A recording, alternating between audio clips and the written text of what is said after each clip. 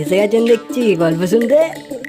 আসুন আসুন, এই গল্প চ্যানেলে আপনাকে স্বাগত।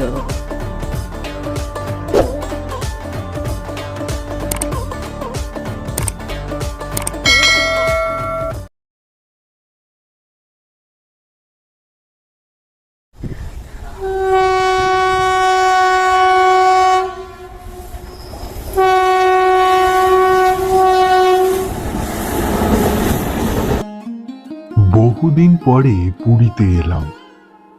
পুরী এক্সপ্রেস থেকে নেমে পুরী স্টেশনের প্ল্যাটফর্মেই ধাক্কাটা খেলাম। না, কোনো মানুষ বা জিনিসের সঙ্গে ধাক্কা নয়, ধাক্কাটা নিজের স্মৃতির সঙ্গে। আমরা কামরা থেকে নেমে একটি ব্যাগ কাঁধে তুলে বাইরে যাবার গেটের দিকে এগোচ্ছি। তখন ভিড় পাতলা হয়ে গেছে প্ল্যাটফর্মে। অপেক্ষাকৃত অল্প বয়সীরা তাড়াতাড়ি হেঁটে বেরিয়ে গেছেন স্টেশন থেকে। আমার বয়স হয়েছে, এখন আর তাড়াহুড়ো করতে পারি না।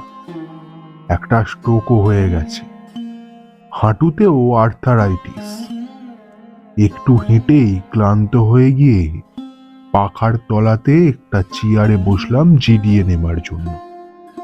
হঠাৎ দেখি দীপশিকা আসছে একটা হুইল চেয়ারে বসে, পাশে একজন সুবেশা তরুণী আয়া।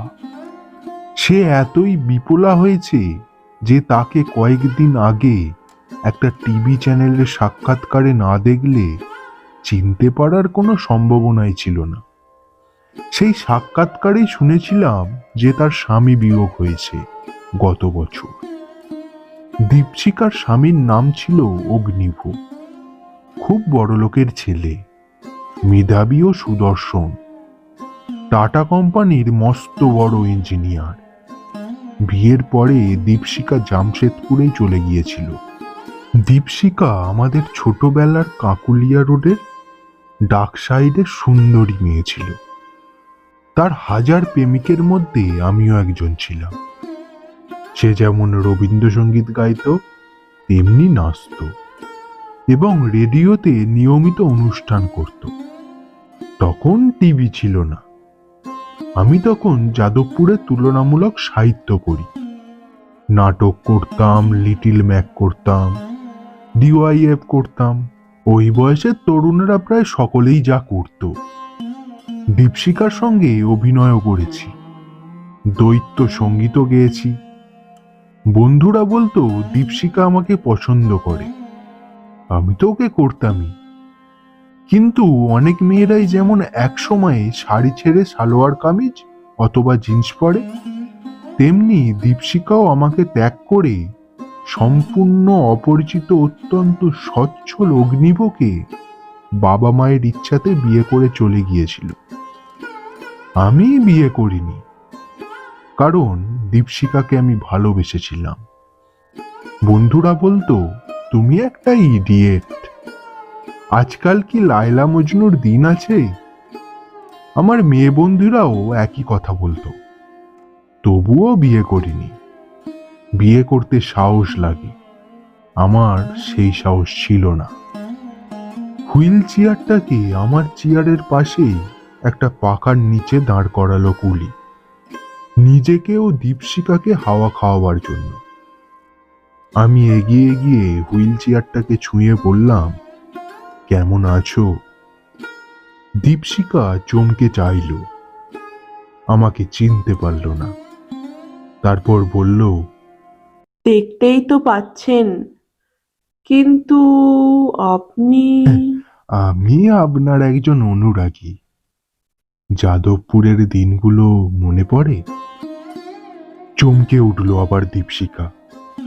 কুলি হুইল চেয়ারটাকে ঠেলতে শুরু করলো। চলেন মা চলেন, আর দেরি হলে ট্যাক্সি মিলিবুনি। আচ্ছা চলো। আর আপনাকে খুবই চেনা চেনা লাগছে, কিন্তু সরি, আমি চিনতে পারলাম না। আরে ঠিক আছে ঠিক আছে, কোনো ব্যাপার না। তারপর মনে মনে বললাম, চেনা কি এতই সহজ? তুমি কি অগ্নিভকে চিনেছিলে? কাছে থাকা যায় সারা জীবন, হাতের উপর হাত রাখা যায়, কিন্তু চেনা অত সহজ নয়। উদ্ভ্রান্তের মতো তাকালো একবার দীপশিখা। তার হুইল চেয়ারটা আমাকে ফেলে এগিয়ে গেল। আজ থেকে 40 বছর আগে সে যেমন আমাকে ফেলে এগিয়ে গেছিল। দীপশিখা আর তাকালো না পিছন ফিরে। আমি লাঠি হাতে আস্তে আস্তে হাঁটতে হাঁটতে ভাবলাম, সকলের জীবনেই বোধহয় একই নিয়ম, সামনে চলাই জীবনের ধর্ম। পিছন পানে তাকাতে নেই, তাকিয়ে কোনো লাভও নেই। প্রতিটি মানুষ নিরুপায়ে নিরন্তর সামনেই এগিয়ে চলেছে। দীপশিখাও, আমিও তাই চলব। এ পৃথিবীতে সমব্যথা নেই, সমব্যাধি নেই, স্মৃতির বাসা নেই কোনো। স্টেশনের গেটে পৌঁছে দেখলাম সকাল 8টাতে রোদের চাঁদোয়া গনগনে আগুনের মতো মাথার উপরে বিছানো। রিক্সা অটোওয়ালারা এসে ঘিরে ধরল। আপনি কোন হোটেলে যাবেন? আমি দাঁড়িয়ে দেখলাম দীপশিখা একটা এয়ার কন্ডিশনার বুলেরোতে চলল। চক্রতীর্থর মেফেয়ার হোটেল থেকে গাড়ি ও অ্যাটেন্ডেন্ট তাকে নিতে এসেছে। সেখান থেকে সমুদ্রের নীল দেখা যাচ্ছিল না, ঢেউ ভাঙার শব্দও শোনা যাচ্ছিল না। দীপশিখার বুলেরো চলে গেল। আমি একটা রিক্সাতে উঠে বললাম, পুরী হোটেলে যাব। তার কিছুক্ষণ পর রিক্সাওয়ালাকে বললাম, এখানে সামনে পানের দোকান আছে কোথাও? হ্যাঁ, ওই গল্লিতেই আছিস। পানের দোকানের সামনে রিক্সাটা দাঁড় করাতেই ট্রাফিক পুলিশ এসে রিক্সায় দুটো ডান্ডা কষিয়ে বলল, এই এই রাস্তা জ্যাম করেছো কাই? হ্যাঁ, তাড়াতাড়ি 2 কিলি পান আর জর্দা আমার হাতে ধরিয়েই রিক্সাওয়ালা প্যাডেল করতে লাগলো সিটে বসে।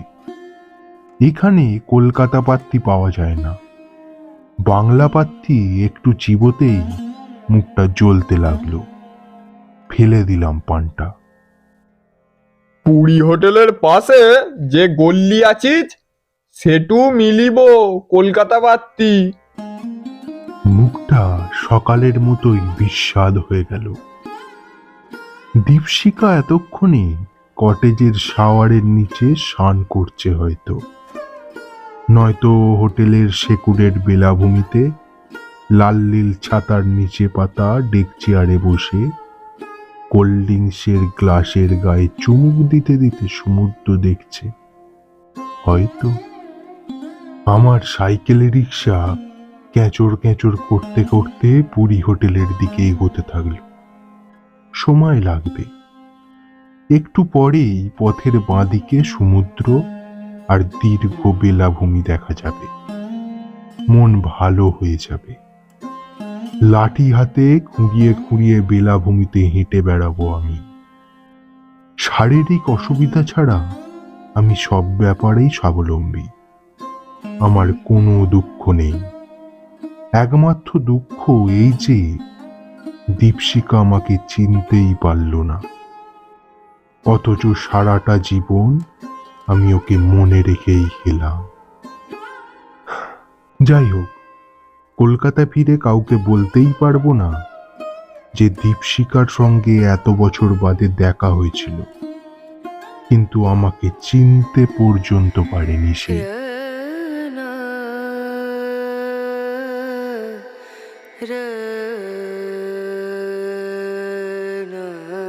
গল্পটি কেমন লাগলো কমেন্টের মাধ্যমে জানাবেন। ভালো লাগলে লাইক করবেন। এই গল্পের চ্যানেলটিকে সাবস্ক্রাইব করতে যেন ভুলবেন না।